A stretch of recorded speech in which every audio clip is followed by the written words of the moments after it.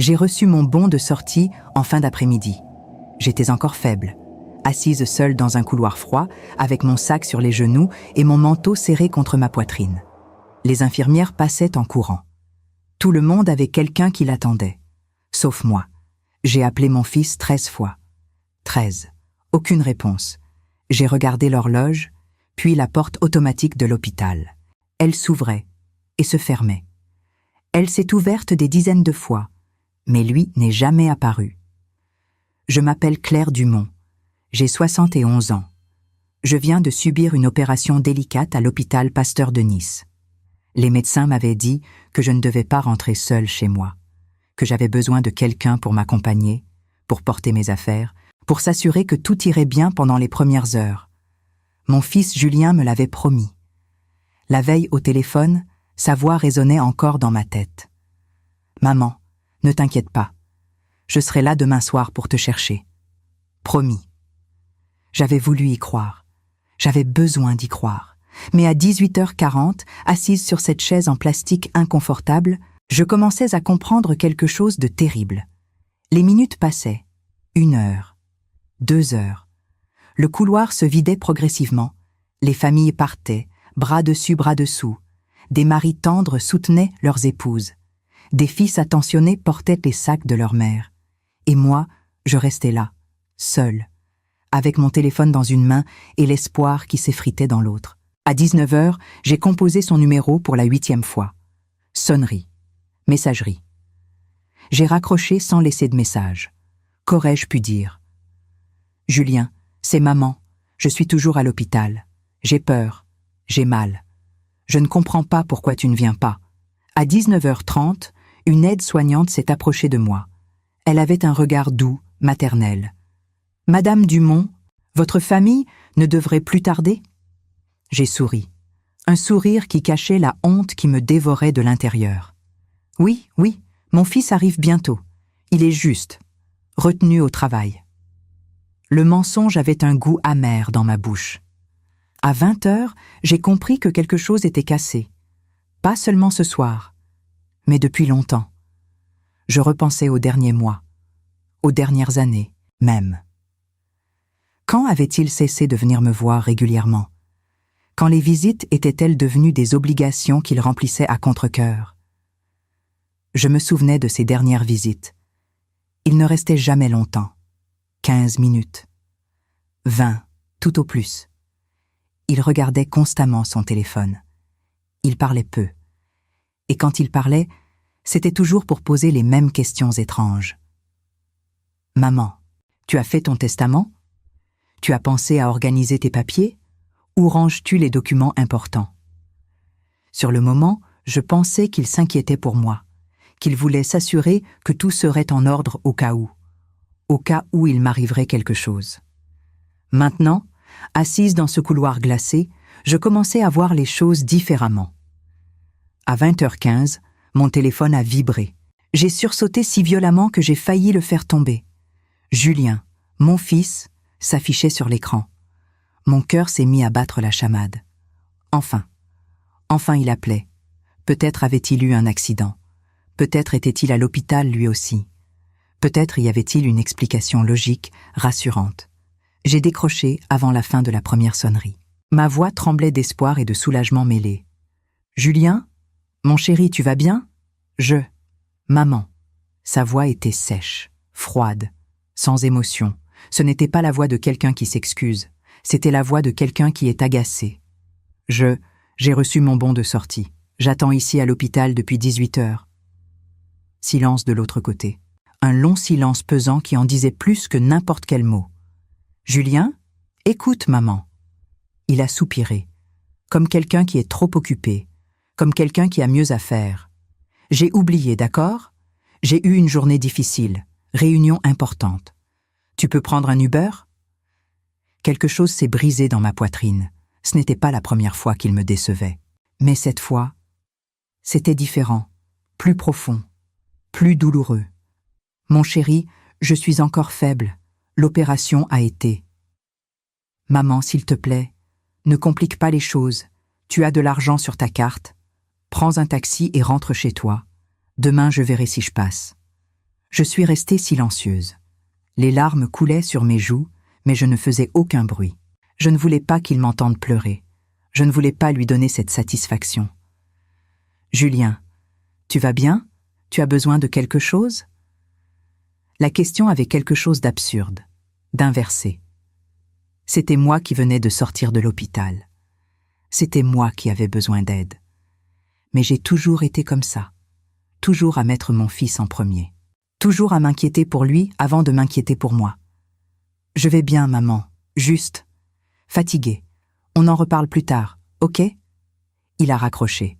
Je suis restée là, regardant l'écran noir de mon téléphone. Le couloir était presque vide maintenant. Il ne restait que moi et un agent de sécurité au fond du hall. Je me suis levée lentement, les jambes tremblantes, et j'ai marché vers la sortie. Dehors, la nuit froide de Nice m'a accueillie avec un vent glacial. Janvier à Nice peut être cruel. Les touristes ne le savent pas. Ils pensent que la Côte d'Azur est toujours ensoleillée, toujours douce. Mais l'hiver ici a ses propres dents acérées. J'ai appelé un taxi, seul. Pendant le trajet jusqu'à mon appartement rue de France, j'ai regardé par la fenêtre. Les lumières de la ville défilaient. Les gens rentraient chez eux, pressés, heureux. Certains riaient. D'autres se tenaient par la main. Moi, j'étais seule à l'arrière d'un taxi, avec une douleur dans le ventre qui n'avait rien à voir avec l'opération. Le chauffeur a essayé de faire la conversation. « Vous allez bien, madame ?» J'ai hoché la tête sans répondre. Il a compris et s'est tu. Quand nous sommes arrivés devant mon immeuble, il m'a aidé à descendre. Il a même insisté pour porter mon petit sac jusqu'à l'ascenseur. Un inconnu, un étranger, plus attentionné que mon propre fils. Je suis entrée dans mon appartement à 22 heures. Tout était exactement comme je l'avais laissé. Personne n'était venu. Personne n'avait nettoyé. Personne n'avait laissé de fleurs. Personne ne s'était inquiété. Je me suis assise à la table de la cuisine, dans le noir. Et c'est là, dans ce silence écrasant, que j'ai commencé à comprendre quelque chose de terrifiant. Mon fils ne m'avait pas oublié aujourd'hui. Il m'avait abandonné il y a longtemps. Et cette nuit-là allait changer ma vie pour toujours. Les jours suivants ont été étranges. Je me remettais lentement de l'opération. Mais quelque chose d'autre ne guérissait pas. Quelque chose de plus profond que la chair. Une blessure invisible qui saignait en silence. Julien n'est pas venu le lendemain, ni le surlendemain. Il a envoyé un message 3 jours après ma sortie de l'hôpital. Un simple texto. « Ça va, maman ? Désolée, beaucoup de boulot. Je passerai bientôt. Pas d'appel. Pas de visite. Juste ces quelques mots froids sur un écran. » J'ai répondu. « Oui, mon chéri, je vais mieux. Ne t'inquiète pas pour moi. » Mensonge. Je n'allais pas mieux. Je passais mes nuits à regarder le plafond, à me poser 1000 questions. Comment en étions-nous arrivés là ? Assise dans mon salon, entourée de photos de famille accrochées au mur, j'ai commencé à revivre le passé, à chercher des indices que j'avais refusé de voir. Il y a 2 ans, Julien venait encore me voir. 1 fois par mois, peut-être, toujours pressé, toujours avec son téléphone à la main. Il s'asseyait sur le canapé, regardait autour de lui comme s'il évaluait quelque chose. « Maman, tu tiens bien ton appartement. C'est grand pour une personne seule, non ?» Je souriais, heureuse qu'il s'intéresse. « Oui, mais c'est chez moi. Ton père et moi l'avons acheté en 1985. Tant de souvenirs ici. » Puis les questions avaient recommencé. Doucement, subtilement. « Maman, tu as tous les papiers de l'appartement, la copie de l'acte de propriété ? Au cas où. Tu sais, pour être organisé. » Je n'y voyais rien de suspect. Mon fils s'inquiétait pour moi. Il voulait que tout soit en ordre. Quelle mère ne serait pas touchée ? « Oui, mon chéri, tout est dans le tiroir du secrétaire. » Pourquoi ? Il haussait les épaules. « Pour rien, juste pour savoir. C'est important, ces choses-là. » Il y a 1 an, les visites avaient diminué. 1 tous les 2 mois, puis tous les 3 mois. Les appels téléphoniques aussi devenaient rares. Quand je l'appelais, il répondait rarement. Quand il rappelait, c'était toujours bref. « Maman, tout va bien ? Tu as besoin de quelque chose ?» Et quand je disais non, je sentais son soulagement à travers le téléphone. Comme si ma réponse négative le libérait d'une obligation. J'essayais de ne pas y penser. Je me disais qu'il avait sa vie, son travail, ses responsabilités. Je ne voulais pas être ce genre de mère. Celle qui pèse, celle qui dérange, celle dont on se plaint. Il y a 6 mois, quelque chose avait changé. Julien était venu un dimanche après-midi, sans prévenir. C'était inhabituel. Il avait l'air nerveux, agité. Il a tourné autour du pot pendant 10 minutes avant de lâcher. « Maman, tu as fait ton testament ?» La question m'avait glacée. « Pourquoi tu me demandes ça, mon chéri ?» Il avait ri, un rire faux. « Non, c'est juste. C'est important d'être organisé, à ton âge, pour faciliter les choses, pour moi, enfin, pour tout le monde, si jamais. » Si jamais quoi? Si jamais je mourais? C'est ce qu'il voulait dire sans le dire. Mon fils pensait déjà à ma mort. Mon fils planifiait déjà l'après. Je n'ai pas vraiment pensé à ça, Julien. Il s'était penché vers moi, les yeux brillants d'une intensité que je ne lui connaissais pas. « Maman, il faut que tu y penses. Sérieusement, tu veux que je t'aide?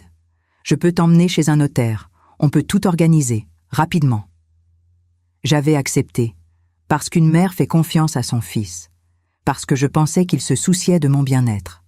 2 semaines plus tard, nous étions chez Maître Blanchard, un notaire du centre-ville. Julien avait tout préparé. Il parlait à ma place. Ma mère souhaite léguer son appartement et ses économies à son fils unique. Moi, c'est simple, non? Le notaire me regardait. « Madame Dumont, c'est bien ce que vous souhaitez ?» J'avais hoché la tête. Julien était mon seul enfant. À qui d'autre aurais-je tout laissé? Mais ce jour-là, il avait également insisté pour que je signe une procuration. « Maman, c'est juste au cas où, si tu tombes malade, si tu ne peux plus gérer tes comptes, je pourrais t'aider, c'est pour te faciliter la vie. » Le notaire avait hésité. « Madame, vous comprenez que cette procuration donne à votre fils un accès complet à vos comptes bancaires? » « Oui, je comprends. Je fais confiance à Julien. » Le notaire avait soupiré. J'avais signé. Maintenant, assise dans mon salon vide, je repensais à tous ces moments, à tous ces signes que j'avais refusé de voir. Mon fils ne s'intéressait pas à ma santé. Il s'intéressait à mon argent, à mon appartement, à ce que j'allais lui laisser. Il y a 4 mois, il avait commencé à m'apporter des vitamines, des comprimés blancs dans un flacon sans étiquette claire. « Maman, tu dois prendre ça tous les jours. Ça va te donner de l'énergie, te renforcer. » J'avais obéi, comme toujours. Mais depuis que je prenais ces pilules, je me sentais bizarre, fatiguée, confuse. J'oubliais des choses, je trébuchais. J'avais fait 2 chutes en 3 mois. Mon médecin, le docteur Arnaud, était inquiet. « Madame Dumont, votre état se détériore rapidement. C'est inhabituel pour quelqu'un de votre âge. Vous prenez de nouveaux médicaments ?» Je lui avais parlé des vitamines de Julien. Il avait froncé les sourcils. « Apportez-moi le flacon la prochaine fois. » Mais je n'avais jamais eu l'occasion. 2 semaines plus tard, je me retrouvais aux urgences. Opération d'urgence. Et ce fameux soir où mon fils m'avait abandonné. Assise là, dans le noir, j'ai pris une décision. J'allais chercher ce flacon de vitamines. J'allais comprendre ce qui se passait vraiment. Je me suis levée avec difficulté et je suis allée dans la cuisine. Le flacon était là, sur le comptoir. Je l'ai pris. J'ai lu l'étiquette pour la première fois vraiment attentivement. Le nom était compliqué. Médical. Je ne comprenais pas. J'ai ouvert mon ordinateur.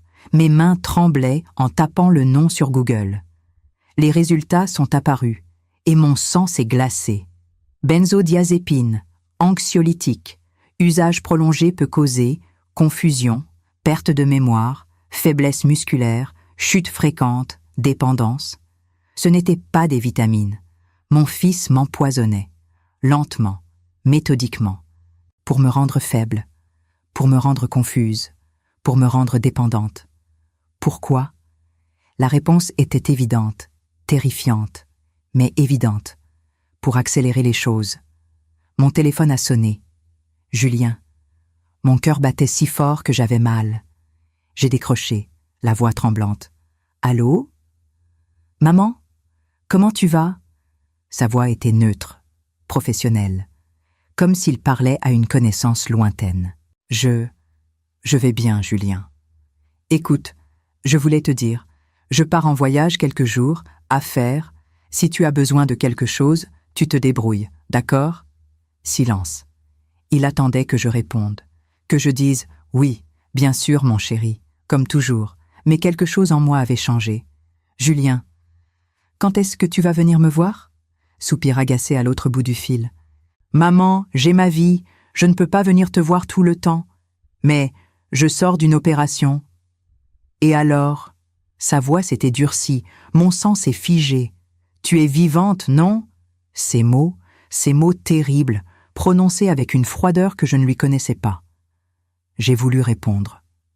Mais il a continué. Et c'est là qu'il a dit cette phrase. Cette phrase que je n'oublierai jamais. J'attendais qu'il continue. Mon cœur battait si fort que j'entendais le sang pulser dans mes oreilles. Le silence au téléphone était lourd, chargé d'une tension insupportable. « Maman !» Il a soupiré encore, comme si j'étais un fardeau. Comme si cette conversation lui prenait un temps précieux. « Tu sais quoi? On en reparlera plus tard. Je dois y aller. »« Julien, s'il te plaît. »« Quoi encore ?» L'agacement dans sa voix était palpable, presque violent. « Rien, mon chéri. Bon voyage. » Il a raccroché sans dire au revoir. Je suis resté là, le téléphone collé à l'oreille, écoutant la tonalité. Bip, bip, bip. Un son monotone qui résonnait comme le battement d'un cœur qui meurt. J'ai posé le téléphone sur la table. Mes mains tremblaient. Pas de peur, de rage. Une rage froide que je n'avais jamais ressentie auparavant. Cette nuit-là, je n'ai pas dormi. J'ai fait quelque chose que je n'avais jamais fait. J'ai fouillé. J'ai ouvert le secrétaire où je rangeais mes documents importants. L'acte de propriété de l'appartement, les relevés bancaires, les contrats d'assurance. Certains papiers manquaient. La copie de l'acte de propriété que je gardais toujours dans la chemise bleue. Disparu.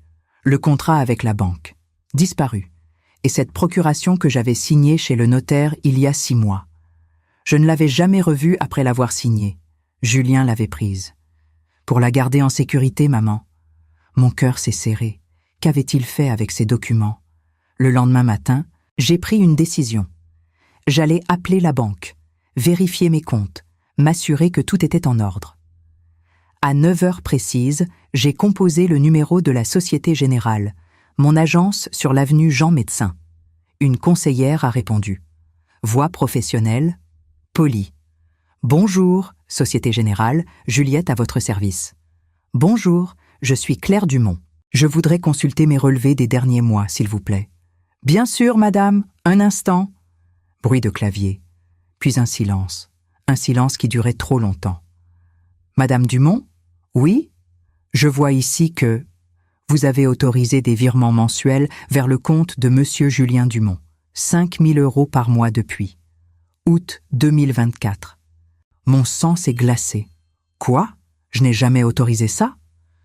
Mais madame, il y a une procuration enregistrée ici, signée par vous le 15 juin 2024. Elle donne à votre fils un accès complet à vos comptes et l'autorisation de faire des virements. Mes jambes ont lâché. Je me suis effondré sur la chaise de la cuisine. 5 000 € par mois. Depuis août. Nous étions en janvier 2025. Cela faisait 6 mois. 30 000 €. Mon fils m'avait volé 30 000 €. Madame Dumont, vous êtes toujours là? Oui, je suis là. Ma voix était à peine audible.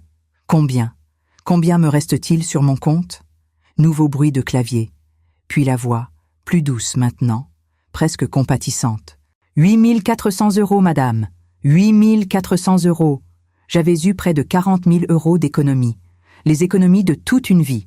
L'argent que mon mari et moi avions mis de côté pendant des années. L'argent qui devait me permettre de vivre dignement mes dernières années.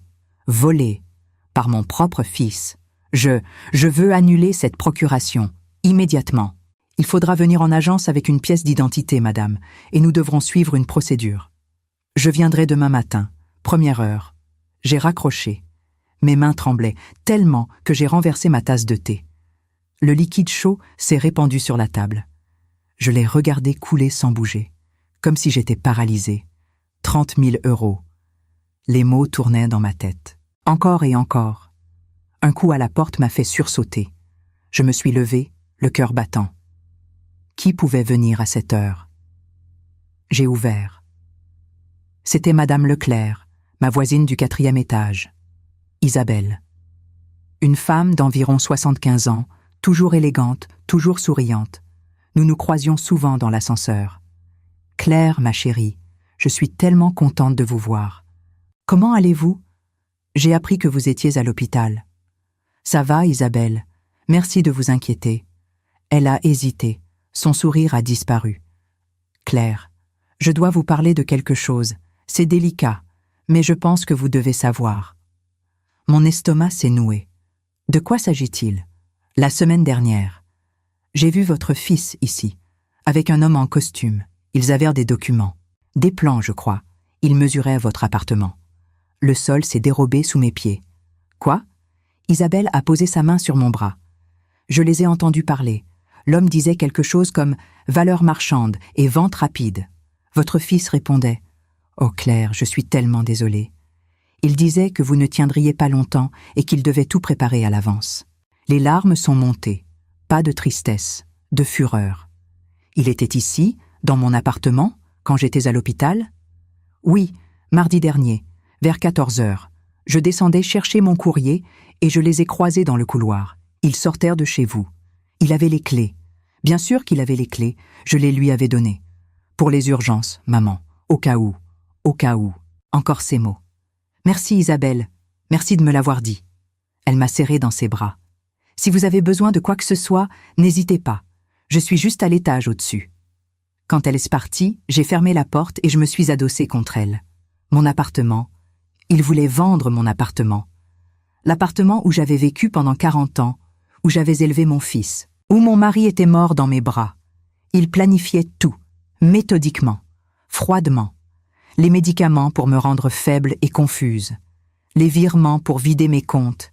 Les visites chez le notaire pour s'assurer l'héritage. Les documents volés. Et maintenant, la préparation de la vente.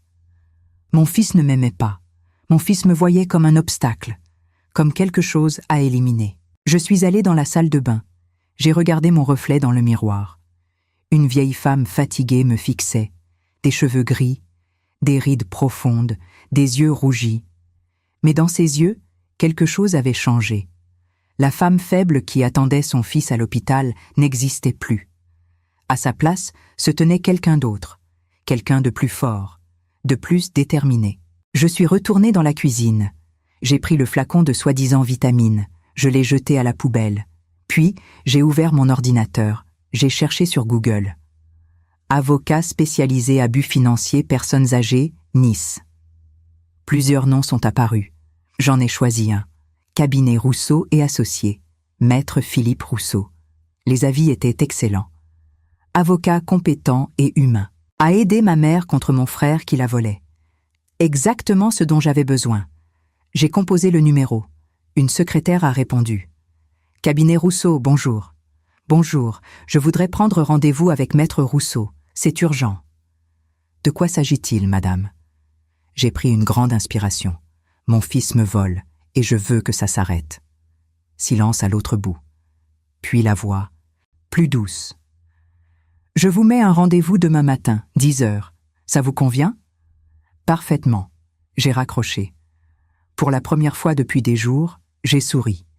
Mon fils pensait que j'étais faible, que j'étais facile à manipuler, qu'il pouvait faire ce qu'il voulait sans conséquence. Il allait découvrir à quel point il se trompait. Le lendemain matin, je me suis réveillée avec une clarté d'esprit que je n'avais pas ressentie depuis des mois. Peut-être était-ce parce que j'avais arrêté de prendre ces maudits comprimés. Peut-être était-ce parce que j'avais enfin décidé d'agir. J'ai pris une douche. Je me suis habillée avec soin. Un tailleur bleu marine que je n'avais pas porté depuis l'enterrement de mon mari. Je me suis maquillée légèrement, coiffée. Quand je me suis regardée dans le miroir, j'ai vu une femme différente, digne, forte. À 9 heures, j'étais à la Société Générale. La conseillère, une jeune femme d'une trentaine d'années, m'a reçue avec professionnalisme. « Madame Dumont, vous voulez annuler la procuration ?»« Oui, immédiatement. » Elle a préparé les documents. J'ai signé. C'est fait, madame. La procuration est annulée. Votre fils n'a plus accès à vos comptes. Je veux aussi bloquer tous les virements automatiques. Bien sûr. Quelques clics sur son ordinateur. Terminé. Et je veux transférer tout l'argent restant sur un nouveau compte, dans une autre banque. Elle a levé les yeux, surprise, mais elle a hoché la tête. Je comprends. Je peux vous recommander la banque postale. Ils ont une agence juste à côté. 30 minutes plus tard, j'avais un nouveau compte. Mes 8 400 € y étaient transférés. Julien ne pourrait plus y toucher. À 10 heures précises, j'étais au cabinet de maître Philippe Rousseau, rue Masséna. Un bel immeuble ancien, un escalier en marbre, une porte en bois massif avec une plaque dorée. La secrétaire m'a fait entrer dans un bureau spacieux. Maître Rousseau était un homme d'environ 50 ans. Cheveux grisonnants, regard intelligent et bienveillant. Il s'est levé pour me saluer.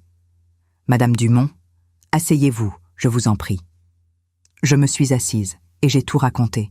Les visites de moins en moins fréquentes, les questions sur l'héritage, le testament, la procuration, les comprimés, les 30 000 € volés, la visite avec le courtier immobilier.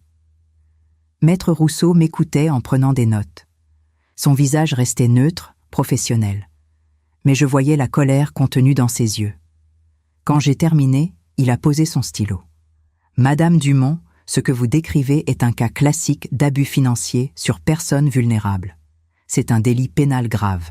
Je ne veux pas envoyer mon fils en prison. » Les mots étaient en sortie automatiquement. Même après tout, j'étais encore sa mère. Je comprends. Mais nous devons au minimum protéger vos biens. Avez-vous des preuves? Les relevés bancaires, le flacon de médicaments, le témoignage de ma voisine. C'est un bon début. Je vous conseille aussi d'enregistrer vos conversations avec lui. Avec son consentement, bien sûr. Enregistrer? Oui. Si vous lui dites que vous enregistrez et qu'il continue à parler, c'est légal. Et ça pourrait nous être très utile. J'ai hoché la tête. D'accord. Je vais préparer plusieurs choses. D'abord, nous allons faire invalider le testament que vous avez signé sous pression. Ensuite, nous allons rédiger un nouveau testament selon vos véritables volontés. Et enfin, nous allons évaluer s'il faut porter plainte ou négocier un remboursement. Combien de temps ça va prendre? Quelques semaines pour les documents. Mais, Madame Dumont, il faut agir vite. Si votre fils découvre que vous avez bloqué ses accès, il risque de réagir. Je sais. Je suis rentrée chez moi vers midi. J'étais épuisée mais déterminée. J'ai préparé un thé et je me suis assise dans le salon. J'ai regardé mon téléphone. Aucun appel de Julien. Aucun message. 3 jours ont passé. Le silence de mon fils était assourdissant. Pas de nouvelles. Comme si je n'existais pas. Le 4e jour, mon téléphone a sonné. Julien. Mon cœur s'est accéléré. J'ai pris une grande inspiration. J'ai activé l'enregistreur de mon téléphone. J'ai décroché. Allô? Maman. Sa voix était différente, tendue, nerveuse. Il faut qu'on parle. De quoi, mon chéri? J'ai reçu un appel de la banque. Il me disait que la procuration a été annulée. C'est vrai? Oui, c'est vrai. Silence. Puis sa voix, plus dure. Pourquoi tu as fait ça? Parce que j'ai découvert que tu me volais, Julien. Te voler? Maman, de quoi tu parles? Cet argent, c'était pour t'aider, pour payer tes factures. 30 000 € en 6 mois? Pour quelle facture? Silence encore. Plus long, plus lourd. Maman, tu ne comprends pas. J'ai des dettes, des problèmes. J'avais besoin de cet argent. Alors tu m'as volé? Ce n'est pas du vol, c'est mon héritage de toute façon. Je ne fais qu'avancer les choses. Les mots sont restés suspendus dans l'air. Avancer les choses. Mon héritage, de toute façon. Julien. Tu te rends compte de ce que tu dis? Écoute, maman, soyons réalistes. Tu as 71 ans. Tu viens de sortir de l'hôpital. Tu ne vas pas vivre éternellement. Cet argent, cet appartement, tout ça va me revenir un jour. Je ne fais que prendre ce qui m'appartient déjà. Chaque mot était un coup de poignard, mais je restais calme, froide. Ce qui t'appartient, Julien, je suis encore vivante. Je sais, maman, mais... Il a soupiré, un soupir d'exaspération, comme si j'étais un obstacle gênant. Et puis il l'a dit. Cette phrase, Cette phrase terrible que je n'oublierai jamais. Écoute, maman, soyons honnêtes pour une fois. Combien de temps encore tu vas me faire attendre? Combien de temps avant que tu me laisses enfin tranquille? Le silence qui a suivi était glacial, absolu. Il venait de dire tout haut ce que je soupçonnais. Il attendait que je meure. Non, pire. Il me reprochait d'être encore en vie. Il me reprochait de le faire attendre. Julien. Ma voix tremblait. Pas de tristesse, de rage contenue. Tu viens de dire que tu attends ma mort? Ce n'est pas ce que j'ai dit. C'est exactement ce que tu as dit. Je vais te faire attendre. Combien de temps avant que je te laisse tranquille? C'est ça que tu penses de ta mère? Maman, tu déformes mes mots. Non, Julien, pour la première fois, je les entends clairement. Tu sais quoi? J'en ai marre de cette conversation. Tu veux garder ton argent? Garde-le, mais ne compte plus sur moi. Plus de visites, plus d'appels. Tu voulais être seul? Félicitations. Tu as gagné. Julien. Il a raccroché. Je suis restée assise là, le téléphone à la main. L'enregistrement continuait. Je l'ai arrêté, sauvegardé, les larmes sont venues, enfin. Pas des larmes de tristesse, des larmes de libération. Comme si quelque chose de toxique sortait enfin de mon corps. Mon fils venait de me dire qu'il attendait ma mort, qu'il me reprochait d'être encore vivante, que je le faisais attendre. Cette phrase résonnait dans ma tête. Combien de temps encore tu vas me faire attendre? J'ai pleuré pendant 1 heure, peut-être 2, je ne sais plus. Puis, je me suis levée, je me suis lavé le visage. Et j'ai pris une décision. Mon fils voulait son héritage. Il allait l'avoir. Mais pas comme il l'imaginait. J'ai appelé Maître Rousseau. Maître, j'ai l'enregistrement. Vous aviez raison. Il s'est démasqué. Parfait. Apportez-le-moi demain. Nous allons préparer la suite. La suite? Oui, Madame Dumont. Maintenant, nous passons à l'offensive. J'ai raccroché. Et pour la première fois depuis des semaines, j'ai souri. Un vrai sourire. Mon fils pensait avoir gagné. Il pensait m'avoir brisé. Il ne savait pas encore que cette guerre ne faisait que commencer. Et que cette fois, c'est moi qui avais toutes les cartes en main. Le lendemain matin, j'étais dans le bureau de Maître Rousseau avec l'enregistrement. Il l'a écouté en silence, le visage de plus en plus sombre. Quand la phrase fatale est arrivée, « Combien de temps encore tu vas me faire attendre ?» Il a fermé les yeux et secoué la tête. « Madame Dumont, c'est terrible. Je suis vraiment désolé. » « Ne soyez pas désolé, maître. Aidez-moi à me protéger. Bien sûr, mais j'ai quelque chose à vous dire. Quelque chose que j'ai découvert en faisant des recherches préliminaires sur votre dossier. Mon estomac s'est noué. » Quoi? Il a sorti un document de son dossier. J'ai demandé à un enquêteur privé de vérifier certaines choses. C'est une pratique courante dans ce genre d'affaires. Et il a trouvé quelque chose de très inquiétant. Dites-moi, votre fils a contracté plusieurs prêts ces 2 dernières années. Des sommes importantes. Au total, environ 80 000 €, auprès de différentes banques et organismes de crédit. 80 000 €, mon Dieu. Il est endetté à ce point? Oui, et ce n'est pas tout. Il a également un train de vie qui ne correspond pas à son salaire officiel. Voiture de luxe, restaurant cher. Voyage. L'enquêteur pense qu'il a d'autres sources de revenus. Ou plutôt, qu'il comptait sur d'autres sources. Mon argent, mon appartement. Exactement. Madame Dumont, votre fils ne vous volait pas par simple cupidité. Il vous volait par nécessité. Il est au bord de la faillite personnelle. Et vous êtes sa seule solution. Les pièces du puzzle se mettaient en place. Les visites chez le notaire, la procuration, les médicaments. Tout avait un sens maintenant. Il ne planifiait pas juste mon héritage. Il essayait de sauver sa propre peau financière. Il y a autre chose. Maître Rousseau a sorti une autre feuille. L'enquêteur a également découvert que votre fils a contacté plusieurs agences immobilières le mois dernier. Il leur a envoyé des photos de votre appartement. Il a demandé des estimations de prix. Il a même dit à l'une d'elles que la vente serait imminente. Imminente. Le mot résonnait comme une condamnation à mort. Il planifiait ma mort. Je ne peux pas affirmer ça juridiquement. Mais les éléments sont troublants. Les médicaments inappropriés.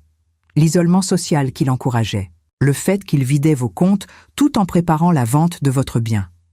Madame Dumont, Je pense que votre fils espérait que votre santé se dégrade rapidement. J'ai senti mes jambes trembler. Je me suis agrippée aux accoudoirs du fauteuil. Mon propre fils, mon petit garçon, celui que j'avais porté 9 mois, celui que j'avais allaité, celui pour qui j'avais sacrifié tant de choses. Il souhaitait ma mort. Que puis-je faire, maître? Plusieurs choses. Premièrement, nous allons sécuriser tous vos biens. Votre appartement sera protégé juridiquement. Deuxièmement, nous allons rédiger un nouveau testament qui reflète vos vraies volontés, pas celles dictées par la pression ou la manipulation. Troisièmement, il a marqué une pause. Troisièmement, je vous conseille de couper tout contact avec votre fils pour le moment. C'est difficile, je sais, mais c'est nécessaire. Et le remboursement des 30 000 €? Nous allons le poursuivre civilement. Avec l'enregistrement et les preuves bancaires, nous avons un dossier solide. Il devra rembourser. Je suis rentré chez moi l'esprit en ébullition. 80 000 € de dettes. Un train de vie luxueux. Des contacts avec des agences immobilières. Tout était calculé, froid, méthodique. 2 jours plus tard, j'ai reçu un appel inattendu. Un numéro que je ne connaissais pas. J'ai hésité avant de répondre. « Allô? Madame Dumont? Ici Sophie Mercier.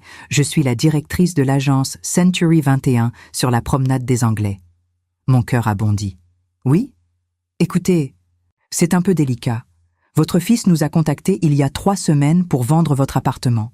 Il nous a dit que vous étiez gravement malade, que vous alliez entrer en maison de retraite, qu'il avait votre accord. C'est faux, complètement faux. Je m'en doutais, c'est pour ça que je vous appelle. Hier, il est revenu. Il était agressif. Il exigeait qu'on accélère le processus. Il disait que ça ne devrait plus être long maintenant. J'ai trouvé ça bizarre. Alors j'ai fait des recherches. Et j'ai vu que l'appartement est toujours à votre nom. Que vous n'avez signé aucun mandat de vente. Effectivement. Madame Dumont, je dois vous dire quelque chose d'autre. Votre fils a également contacté mes collègues d'autres agences. Il leur a raconté la même histoire. Il a même montré des documents. Je ne sais pas s'ils étaient authentiques ou falsifiés. Des documents falsifiés. Mon Dieu, jusqu'où était-il prêt à aller? Merci de m'avoir prévenu, Madame Mercier. De rien, je ne pouvais pas laisser passer ça. Si vous avez besoin d'un témoin pour quoi que ce soit, je suis disponible. J'ai immédiatement appelé Maître Rousseau. Il a noté toutes les informations.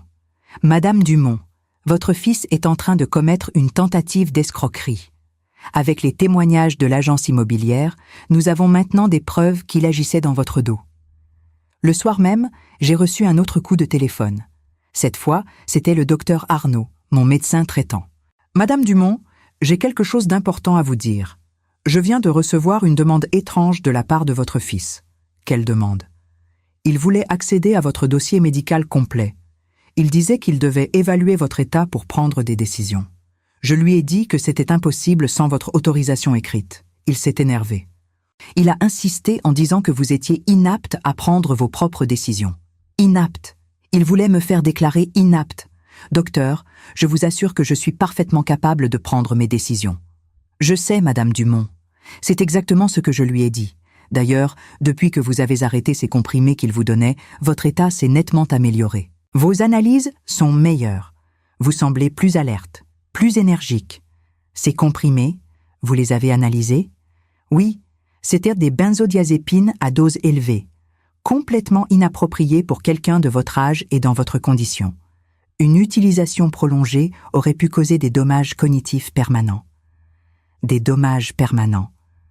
Mon fils me droguait pour me rendre inapte, pour pouvoir prendre le contrôle de mes biens plus facilement.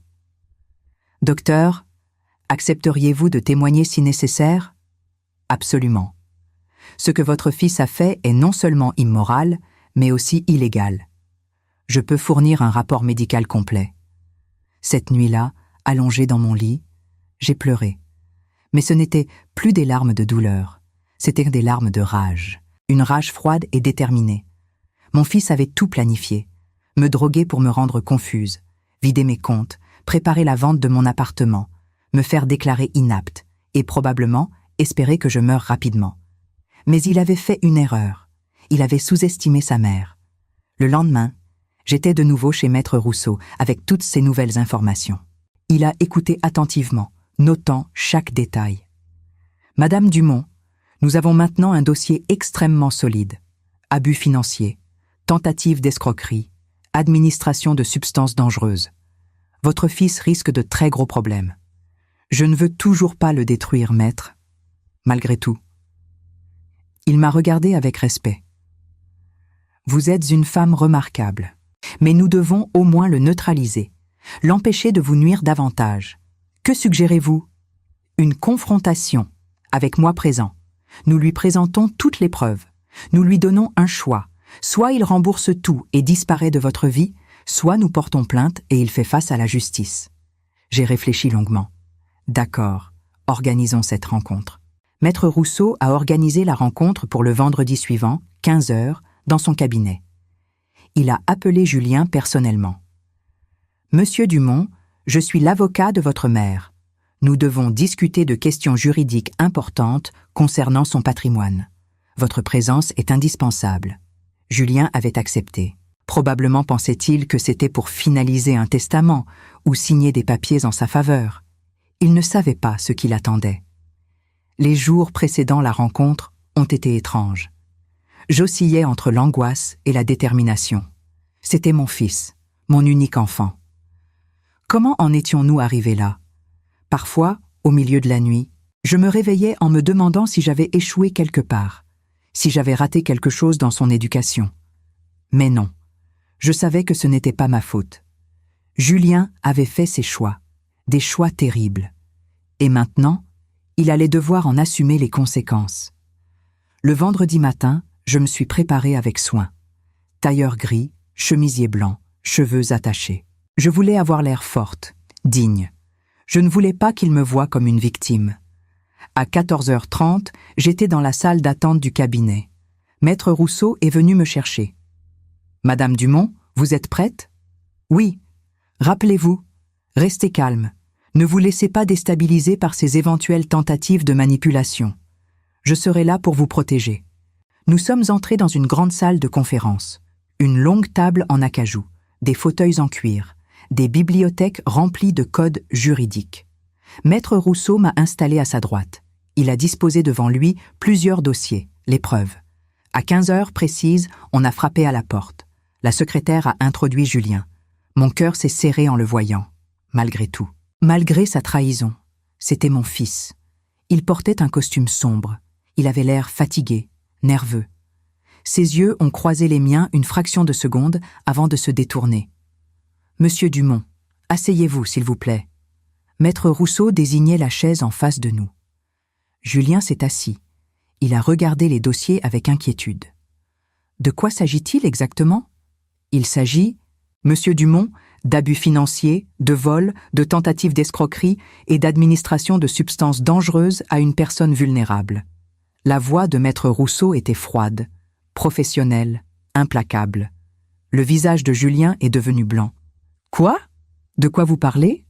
Ne jouez pas à ça, monsieur. » Maître Rousseau a ouvert le premier dossier. « Nous avons ici les relevés bancaires prouvant que vous avez détourné 30 000 € du compte de votre mère sur 6 mois.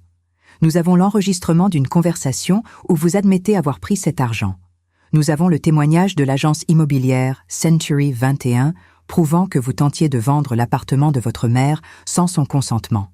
Nous avons le rapport médical du docteur Arnaud concernant les médicaments inappropriés que vous lui donniez. » Julien me regardait maintenant. Ses yeux étaient pleins de panique. « Maman, qu'est-ce que tu as fait ?» J'ai pris la parole.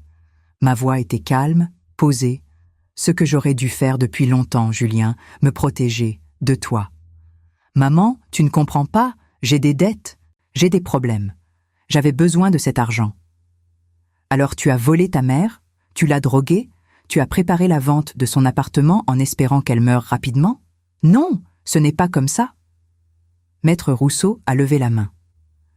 Monsieur Dumont, épargnez-nous les mensonges. Nous avons toutes les preuves. Ce que nous vous proposons aujourd'hui est simple. Vous avez 2 options. Julien s'est tu. Il tremblait légèrement. Option numéro 1, vous remboursez immédiatement les 30 000 € volés.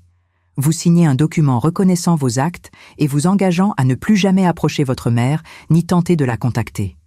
En échange, nous ne portons pas plainte. Je n'ai pas 30 000 euros. Comment vous voulez que je rembourse? Ce n'est pas notre problème. Non, monsieur. Vendez votre voiture de luxe. Empruntez. Trouvez une solution. Vous avez 6 mois. Et l'option 2? Nous portons plainte pénale. Vous faites face à la justice. Avec les preuves que nous avons, vous risquez plusieurs années de prison. Plus une interdiction définitive d'approcher votre mère. Plus l'obligation de rembourser. Plus un casier judiciaire qui ruinera votre carrière. Le silence qui a suivi était écrasant. Julien me regardait. Pour la première fois depuis des années, je voyais de vraies émotions sur son visage. Pas de la manipulation, de la vraie peur, de la vraie panique. « Maman, tu ferais ça? Tu m'enverrais en prison? » « Julien, tu m'as volé, tu m'as drogué, tu as souhaité ma mort. Qu'est-ce que tu croyais? Que j'allais rester là à attendre gentiment que tu me dépouilles complètement. » Il a baissé les yeux. « Je suis désolé. » « Désolé ?» Ma voix s'est durcie. « Tu es désolé maintenant? Après des mois de manipulation? Après m'avoir abandonné à l'hôpital? Après avoir dit que je te faisais attendre ?» Les larmes sont montées dans ses yeux. Mais je ne savais pas si c'était des larmes sincères ou juste une nouvelle manipulation. Je ne savais plus quoi faire, maman. Les dettes s'accumulaient, je perdais tout. Tu as choisi la solution la plus lâche. Voler ta propre mère au lieu de lui demander de l'aide? Tu m'aurais aidé? Il avait levé les yeux. Un éclair de quelque chose que je n'arrivais pas à identifier. Bien sûr que je t'aurais aidé. Tu es mon fils. Si tu étais venu me voir, si tu m'avais expliqué tes problèmes, nous aurions trouvé une solution ensemble. Mais non, tu as préféré me traiter comme un obstacle, comme quelque chose à éliminer. Le silence est retombé. Julien pleurait maintenant ouvertement. « Je suis désolée, maman, je suis tellement désolée. J'ai tout gâché. J'ai été un monstre. » Maître Rousseau a toussé. « Monsieur Dumont, les regrets sont touchants, mais ils ne changent rien aux faits. Quelle option choisissez-vous » Julien a essuyé ses larmes. Il tremblait. « Je vais rembourser. Je ne sais pas comment, mais je vais le faire. Je vais vendre ma voiture. Emprunter à des amis. Mais je vais rembourser. » « Parfait. Vous avez 6 mois. Premier versement de 5 000 euros dans 1 mois. Sinon, nous portons plainte immédiatement. » « D'accord. » Maître Rousseau a sorti des documents. « Signez ici. C'est une reconnaissance de dette et un engagement de non-contact. » Julien a signé d'une main tremblante. Quand c'était terminé, il s'est levé. Il m'a regardé une dernière fois. « Maman. Est-ce qu'un jour tu pourras me pardonner ?» J'ai pris une grande inspiration. « Je ne sais pas, Julien. Pour l'instant, je dois juste me protéger et guérir. Tu m'as brisé. Ça va prendre du temps. » Il a hoché la tête et il est parti. Quand la porte s'est refermée, j'ai éclaté en sanglots. Maître Rousseau m'a tendu une boîte de mouchoirs. « Vous avez été très courageuse, Madame Dumont. » « Je ne me sens pas courageuse. Je me sens vide. C'est normal, vous venez de confronter votre propre fils. Mais vous avez fait ce qu'il fallait. Maintenant, il faut penser à vous, à votre avenir. » Mon avenir. Le mot sonnait étrange. J'avais 71 ans. Quel avenir me restait-il? Oui, votre avenir. Vous êtes libre maintenant. Libre de vivre comme vous l'entendez. De faire ce que vous voulez. En rentrant chez moi ce soir-là, j'ai réfléchi. Libre. Qu'est-ce que ça voulait dire, être libre à mon âge? J'avais passé 40 ans à être épouse, 30 ans à être mère. Et maintenant? Qui étais-je? Cette nuit-là, j'ai pris une décision qui allait tout changer. J'allais vendre mon appartement. Pas parce que Julien le voulait, mais parce que moi, je le voulais. Cet appartement était rempli de fantômes, de souvenirs douloureux maintenant. Je voulais recommencer, ailleurs, autrement. J'allais vivre, vraiment vivre, pour moi, pour la première fois de ma vie. 3 semaines après la confrontation, j'ai mis mon appartement en vente. Pas avec l'agence que Julien avait contactée, une autre, discrète, professionnelle. En 10 jours, j'avais 3 offres. J'ai choisi la meilleure. 320 000 euros pour un jeune couple avec un bébé. Amélie et Lucas Bernard. Ils étaient si heureux quand je leur ai dit que j'acceptais leur offre. Leur joie m'a réchauffé le cœur. Pendant ce temps, Julien avait effectué son premier versement. 5 000 €. À l'heure. Maître Rousseau m'a appelé pour me le confirmer. Il tient parole, au moins sur ce point. J'ai trouvé un petit appartement dans le Vieux-Nice, rue de la Préfecture, 35 mètres carrés. Un studio lumineux au 3e étage, avec balcon donnant sur une petite place. Simple. Charmant. Parfait pour recommencer. J'ai tout vendu. Les meubles qui me rappelaient trop le passé. J'ai gardé quelques photos. Quelques objets précieux. Le reste, je m'en suis débarrassé. C'était libérateur. Comme si je me délestais d'un poids énorme. Avec l'argent de la vente, j'ai fait quelque chose que je n'avais jamais osé faire. J'ai voyagé, seul. En avril 2025, je suis parti 3 semaines en Italie. Florence, Rome, Venise. J'ai marché dans des rues anciennes. J'ai visité des musées. J'ai mangé dans de petits restaurants. J'ai parlé avec des inconnus. Pour la première fois depuis des années, je me sentais vivante. En mai, je me suis inscrite à des cours de peinture. J'avais toujours aimé l'art, mais je n'avais jamais pris le temps de pratiquer. Notre professeure, une femme d'une 50aine d'années pleine d'énergie, m'a encouragée. « Claire, vous avez un vrai talent. Continuez. » J'ai aussi recommencé à voir mes anciennes amies, celles que j'avais négligées ces dernières années, parce que je m'inquiétais toujours pour Julien, parce que je me sentais honteuse de ma solitude. Maintenant, je n'avais plus honte. J'assumais ma vie, ma nouvelle vie. Isabelle Leclerc, ma voisine de l'ancien immeuble, venait me voir régulièrement. Elle était devenue une vraie amie. Nous prenions le thé ensemble. Nous parlions de tout, de nos vies, de nos enfants. Elle aussi avait vécu des déceptions familiales. Elle me comprenait. Les mois passaient. Julien continuait ses versements. Chaque mois, 5 000 €. Régulièrement, mais pas un mot, pas un appel, pas un message. Le silence était devenu notre seule forme de communication. Parfois, la nuit, je pensais à lui. Je me demandais comment il allait, s'il souffrait, s'il avait compris. Une partie de moi, cette partie maternelle impossible à effacer complètement, s'inquiétait encore. Mais je résistais à l'envie de l'appeler.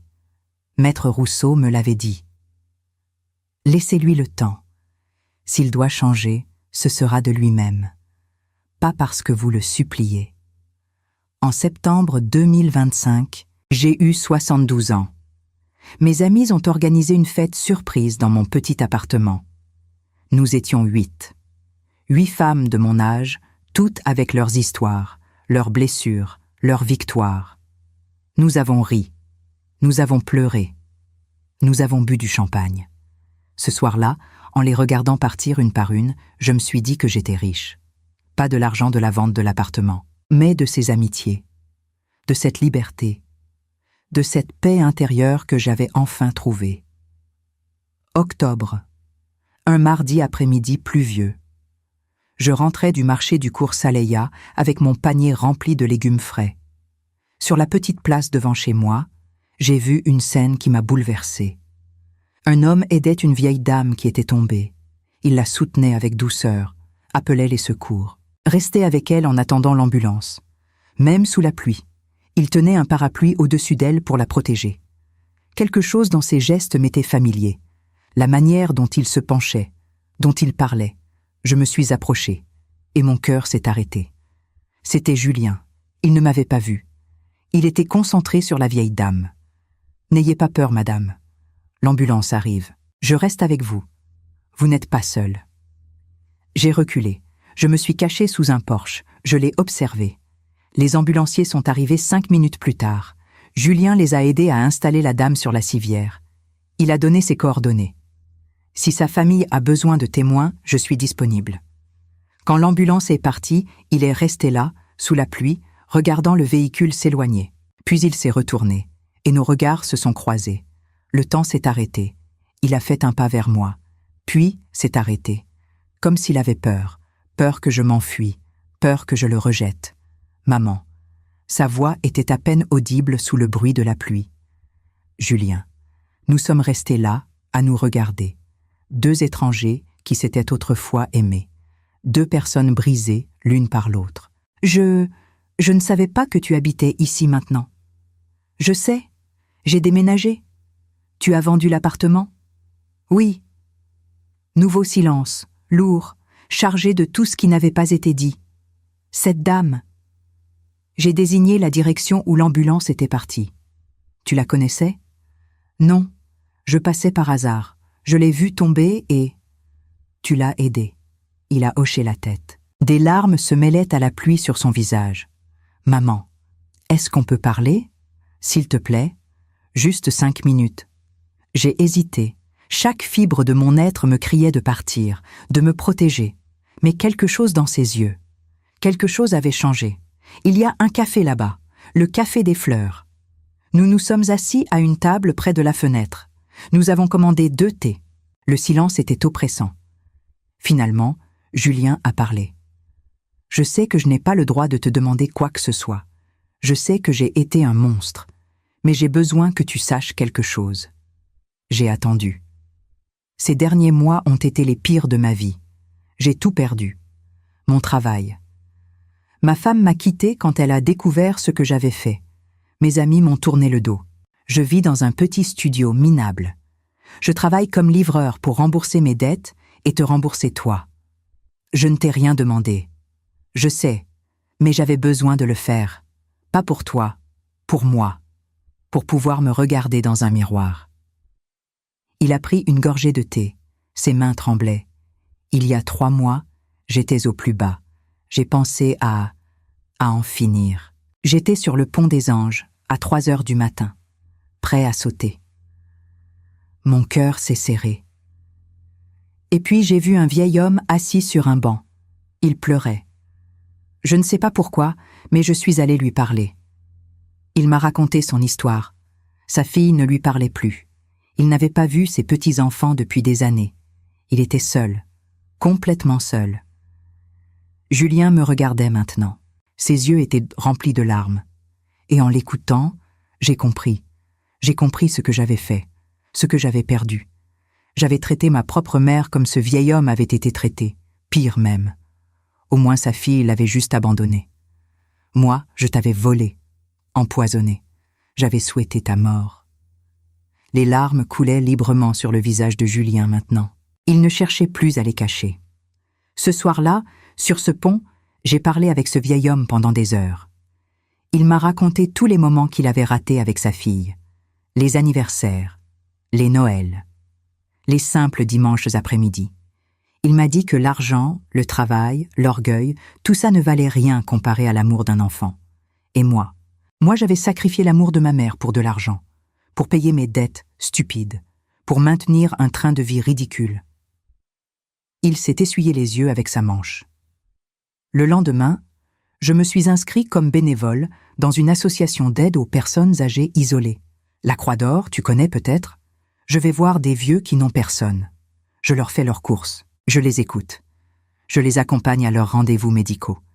Et chaque fois que je vois leur visage s'illuminer quand j'arrive, je pense à toi, à ton visage dans ce couloir d'hôpital, seul, abandonné, par moi. Ma gorge était serrée. Je ne savais pas quoi dire. Maman, je ne te demande pas de me pardonner. Je ne le mérite pas. Je veux juste que tu saches que j'ai changé, vraiment changé. Pas pour récupérer quelque chose de toi, pas pour l'héritage, pas pour l'argent. Tout ça, je m'en fiche maintenant. Je veux juste devenir quelqu'un dont tu pourrais être fier un jour, même si tu ne le sais jamais. Le silence est retombé. La pluie tambourinait contre les vitres du café. Des gens passaient dehors, pressés, leurs parapluies se bousculant. J'ai regardé mon fils. Vraiment regardé. Pour la première fois depuis des mois. Il avait maigri, des cernes sombres sous les yeux, des vêtements simples, usés, plus de costumes luxueux, plus de montres de marque, juste un homme ordinaire, brisé, mais peut-être en train de se reconstruire. « Tu as fini de rembourser ?» Ma voix était douce, sans colère. Plus que 5 000 €. Le dernier versement sera dans 3 semaines. Et après, qu'est-ce que tu vas faire? Continuer à vivre simplement, continuer mon bénévolat. J'ai trouvé un sens à ma vie dans l'aide aux autres. C'est ironique, non? J'ai abandonné ma propre mère et maintenant je passe mes journées à aider les mères des autres. Un sourire triste a traversé son visage. Hier, Une vieille dame de 80 ans que je visite régulièrement m'a dit quelque chose. Elle m'a dit « Julien, tu es un bon garçon. Ta maman doit être fière de toi. » Et je me suis effondrée. Je lui ai tout raconté, ce que j'avais fait. Elle m'a écouté sans me juger. Et à la fin, tu sais ce qu'elle m'a dit? Quoi? Elle m'a dit « Les pires erreurs peuvent mener aux plus belles transformations. Si tu as vraiment changé, ta mère le verra un jour. Et peut-être qu'elle te pardonnera. Pas pour toi, mais pour elle. Parce que le pardon libère celui qui pardonne encore plus que celui qui est pardonné. » Ces mots ont résonné en moi. Le pardon libère celui qui pardonne. Julien. J'ai pris une grande inspiration. Je ne vais pas te mentir. Ce que tu m'as fait m'a détruite. Pendant des semaines, j'ai eu du mal à dormir, à manger, à faire confiance à qui que ce soit. Tu m'as volé plus que de l'argent. Tu m'as volé ma capacité à croire en l'amour maternel. Il a baissé la tête, les épaules secouées de sanglots silencieux. Mais j'ai continué. Ces derniers mois, j'ai aussi appris quelque chose. J'ai appris que la vie ne s'arrête pas à 71 ans. J'ai appris que je pouvais être heureuse seule, que je n'avais pas besoin de l'approbation de qui que ce soit pour vivre ma vie, même pas de mon fils. Je l'ai regardé dans les yeux. Et j'ai appris que tenir la rancune, c'est comme boire du poison en espérant que l'autre meure. Ça me détruisait de l'intérieur. Maman, laisse-moi finir. Ma voix était ferme mais pas dure. Je ne peux pas effacer ce qui s'est passé. Je ne peux pas faire comme si tu ne m'avais pas trahi. Mais je peux choisir de ne pas laisser cette trahison définir le reste de ma vie. J'ai posé ma main sur la table, pas assez près pour toucher la sienne, mais là, présente. Je ne sais pas si je peux te pardonner complètement aujourd'hui. C'est un processus. Ça va prendre du temps, peut-être des années, peut-être pour toujours, mais je suis prête à essayer. Pas pour toi, pour moi, parce que je mérite la paix. Les yeux de Julien se sont écarquillés. Tu es sérieuse? À une condition. Tout ce que tu veux, maman, tout. Tu continues ce que tu fais. Le bénévolat, l'aide aux personnes âgées. Tu continues à être cet homme que tu es en train de devenir. Pas pour moi, pour toi, pour être quelqu'un de bien. Je te le promets. Et on prend les choses lentement, très lentement. Peut-être un café par mois au début. On apprend à se reconnaître, à se parler, comme deux personnes qui se rencontrent pour la première fois. Oui, d'accord. Nous sommes restés silencieux un moment. Puis, lentement, j'ai tendu ma main à travers la table. Julien l'a regardée comme si c'était un trésor inestimable. Puis, avec une infinie délicatesse, il l'a prise. Sa main était chaude, tremblante, mais réelle. Merci, maman. Merci de me donner une chance que je ne mérite pas. Tout le monde mérite une seconde chance, Julien, si tu fais l'effort de vraiment changer. Les semaines suivantes ont été étranges. Nous nous sommes revus 2 fois, des cafés de 30 minutes, des conversations prudentes. Nous parlions de choses banales, la météo, les nouvelles, rien de profond, pas encore. Mais chaque fois, je voyais quelque chose de différent en lui, une humilité qui n'existait pas avant, une attention aux autres, une gentillesse sincère. Un jour de novembre, il m'a demandé si je voulais venir avec lui visiter une des personnes âgées qui l'aidait. Madame Renée Bertrand, 84 ans, seule dans un petit appartement du quartier de Cimier. J'ai accepté. En voyant Julien avec elle, j'ai eu les larmes aux yeux. Il était patient, doux, attentif. Il l'écoutait raconter les mêmes histoires pour la 3e fois sans montrer le moindre signe d'impatience. Il lui préparait son thé exactement comme elle l'aimait. Il ajustait son châle sur ses épaules quand elle avait froid. C'était mon fils, mon vrai fils, celui que j'avais élevé, celui qui avait disparu pendant des années et qui revenait enfin. En décembre 2025, Julien a effectué son dernier versement, 30 000 €, remboursé intégralement. Il est venu me voir ce soir-là. Il m'a tendu le reçu. C'est fait, maman. Je t'ai tout remboursé. Je sais, et je voulais te donner ça aussi. Il a sorti une enveloppe. Qu'est-ce que c'est? Ouvre. J'ai ouvert. C'était un chèque de 5 000 €. Julien, je ne comprends pas. C'est pour les intérêts. Tu aurais pu placer cet argent. Il aurait pu fructifier. À cause de moi, Tu as perdu cette opportunité. Alors voilà, c'est pas grand-chose, mais c'est juste. » J'ai regardé le chèque, puis mon fils. « D'où vient cet argent ? » « J'ai vendu ma voiture il y a 6 mois. J'utilise mon vélo maintenant. Et j'ai fait des heures supplémentaires comme livreur. C'est honnêtement gagné, maman. Je te le jure. » Les larmes me sont montées aux yeux. « Tu n'étais pas obligée. » « Si, j'étais obligée. Pour moi. » Ce soir-là, pour la première fois depuis plus d'1 an, je l'ai invité chez moi. Dans mon petit appartement du Vieux-Nice, nous avons mangé une soupe simple, du pain, du fromage, rien de sophistiqué. Mais c'était le meilleur repas que j'avais eu depuis longtemps. Quelques jours avant Noël 2025, Julien est venu me chercher. Il avait un sourire mystérieux. « Où allons-nous » j'ai demandé. « C'est une surprise. » Nous avons marché dans les rues décorées de Nice. Les lumières de Noël brillaient partout. Les gens faisaient leurs achats de dernière minute. L'air sentait les marrons grillés et le vin chaud. Julien m'a emmené jusqu'à la place Masséna. Au centre, un grand sapin scintillait. Et au pied de cet arbre, il y avait quelque chose d'inattendu. Un banc, avec une petite plaque dorée. « Julien, qu'est-ce que… » ?»« Lis. » Je me suis approchée. Sur la plaque, il était écrit « À Claire Dumont, la meilleure maman du monde. Tu m'as donné une seconde chance. Je passerai le reste de ma vie à la mériter. Ton fils qui t'aime, Julien. » J'ai éclaté en sanglots. Julien m'a prise dans ses bras. Et pour la première fois depuis des années, j'ai senti que c'était vraiment mon fils qui me serrait contre lui. Pas l'homme cupide et manipulateur qu'il était devenu, mais l'enfant que j'avais élevé avec amour. « Je t'aime, maman. Je suis tellement désolée pour tout. Je sais, mon chéri, je sais. Nous sommes restés là longtemps, enlacés sous les lumières de Noël, pleurant ensemble, pleurant pour le temps perdu, pour la douleur infligée, mais aussi pour l'espoir retrouvé. Ce soir-là, en rentrant chez moi, j'ai compris quelque chose de fondamental. Le pardon n'efface pas le passé. Il ne rend pas les blessures moins réelles. Mais il permet d'avancer, de ne pas rester prisonnier de la douleur. Mon fils m'avait brisé, mais il avait aussi trouvé le courage de se briser lui-même pour se reconstruire meilleur. Et moi, j'avais trouvé la force de lui pardonner. Non pas parce qu'il le méritait, mais parce que moi, je méritais la paix. La vie ne nous avait pas donné un happy ending parfait. Nos cicatrices resteraient toujours là. Mais nous avions quelque chose de plus précieux, une seconde chance. Et parfois, c'est tout ce dont on a besoin.